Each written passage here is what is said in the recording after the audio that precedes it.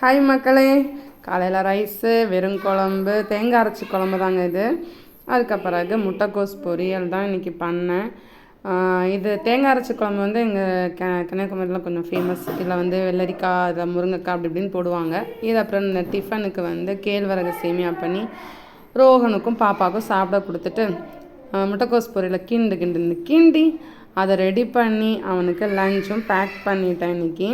இன்றைக்கி வந்து சுட சாதம் வச்சு அதுக்கு பிறகு வெறும் குழம்பு, தேங்காய் அரைச்சி வெறும் குழம்பு வச்சு அதுக்கு பிறகு முட்டைக்கோஸ் பொரியல். காலையில் வந்து சேமியா, கேழ்வரகு சேமியா இடியாப்பம் தான்.